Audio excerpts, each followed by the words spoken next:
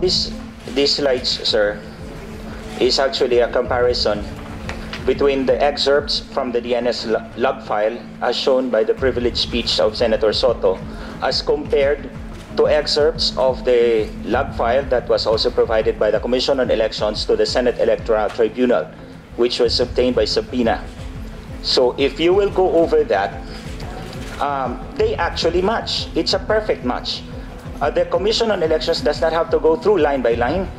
Just look at certain sections of that. That one, for example, the white one, next slide please, that's a perfect match. The Comelec can go over there and see word for word, line for line, and see if it is not a match. The black one is yung galing kay Senator Soto, Senate President Soto. The white one is from the SET as submitted by the Commission on Elections. It's a match. So ibig pong sabihin, totoo po yung sinabi ni Senator Soto. Next slide please. That is also a match on another part of the same DNS logs shown by Senator Soto and excerpts from the Comelec provided DNS log file. Next slide please. That one is from Senate President Soto. Next slide. That one is from the Commission on Elections. They can check it for themselves. Letter by letter, word for word, number by number, they match. Next slide please. That is also from Senator Soto. Next slide please. That is also from Comelec, the first three and the last three.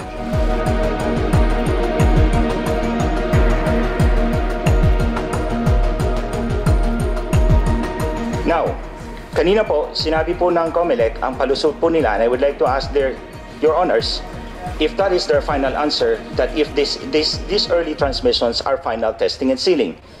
Is that po the final answer of the Comelec?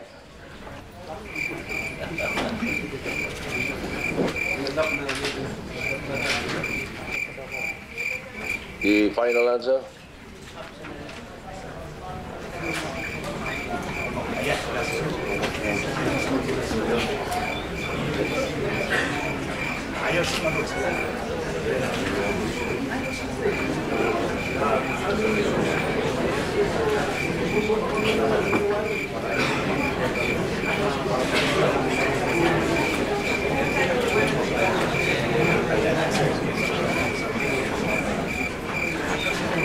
What's the answer? The person in charge of the transmission, sir, is Mr. Roderick Ilagan. May I ask him to respond to the question, sir? Based on the log, sir, I cannot determine if this is a final testing of sealing because it just says a query. It does not say a transmission yet, but a query on the network. Sir, ang ibig ko pong sabihin is pinanindigan po ba ng Comelec na yung early transmissions are final testing and sealing? Yun lang naman po eh. Kasi ito lang yung sagot nila. That's final testing and sealing to explain na mayroong early transmissions. So I'm asking the Comelec if that is their final answer po because I'm going to answer them also. Well, obviously, that's the only answer that they could give.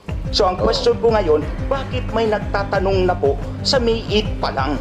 Ang sagot po ng Comelec, final testing and sealing yan. Kaya po, gusto ko pong malaman if it is a final answer nila, including Smartmatic, because noticeably Smartmatic is very silent. Kasama po sila dyan because if pinanindigan nila na final and testing and sealing po ito, then I will counter them with my next slide, sir. Good morning, sir.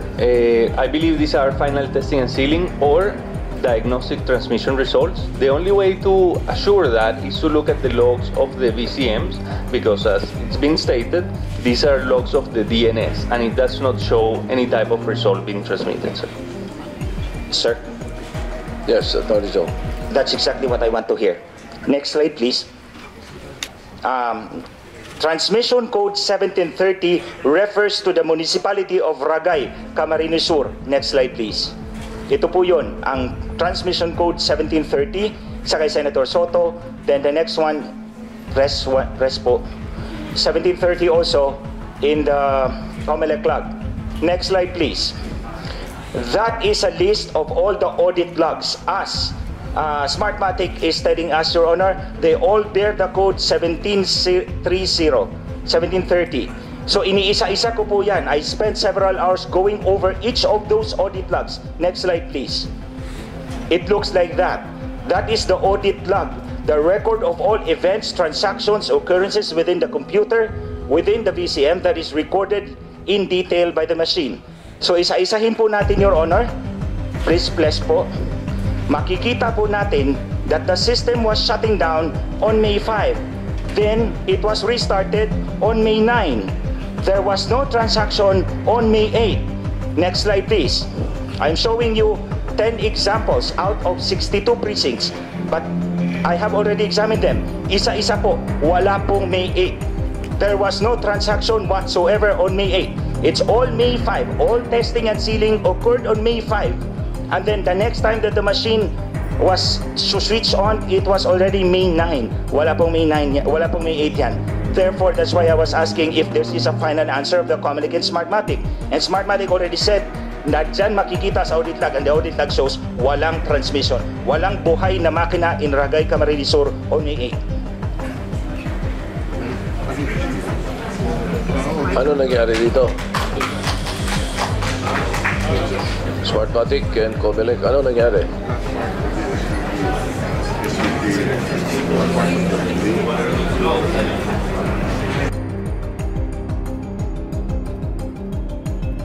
So we need an explanation kung ganon. Kasi sabi nila it's a final answer, final testing and sealing, and it's their final answer. Now, we can show walang makinang buhay on May 8. Now, sino ang nag-transmit? Nasusundan na kita, how? Yes, sir. Naintindihan ko na. Next slide, please.